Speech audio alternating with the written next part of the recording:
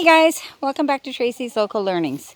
So I've been kind of quiet on my channel. I tried to cut some corners and I got something pre-prepared at the grocery store, which in turn I got food poisoning from. Fortunately, I was the only one in the house that ate it, so I was the only one that got sick, and I'm on my road to recovery now, feeling much better. But I wanted to share with you guys something that I do to keep the costs down on the homestead with the farm animals. So originally when we had our goats, I don't know if you guys have goats, but they can be quite costly to feed if they don't have grazing area. Now they would eat the trees and everything around here. And we did have a much larger patch when we had the goats. So we've downsized since we got rid of the goats. So what I did was I went to my local grocery store and I asked the produce department for their scraps. So they go through their produce department constantly and they get rid of anything that's not perfect, which in turn they throw in the garbage. Now, if you intervene on that and you ask them for the scraps, you can get them for absolutely free other than your cost of gas and give them to your animals. So what I typically do is I'll pick up the boxes, I bring them home, and then I go through it all. You want to make sure there's nothing in there like any plastic or any moldy food or any rotten food. You pick out any of the stuff that's bad.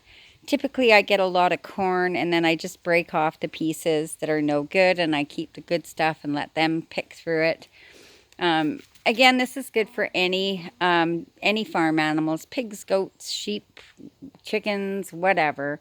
It's a great way to keep their nutrients and minerals, especially as we go into the winter months. And it's free.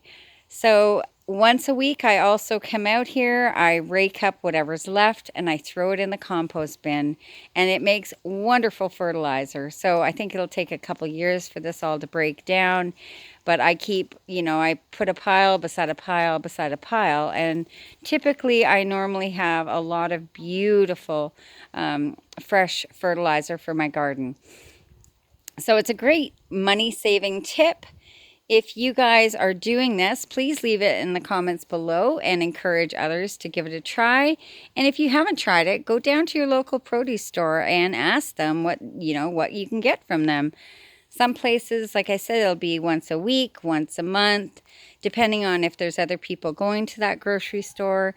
And if you get refused, try a couple other ones. I mean, as long as they're not too far of a drive, it's really, really worth your while. A lot of people I know, they buy, a head of cabbage and they put it on a string for their chickens, or they buy some corn for them to peck at.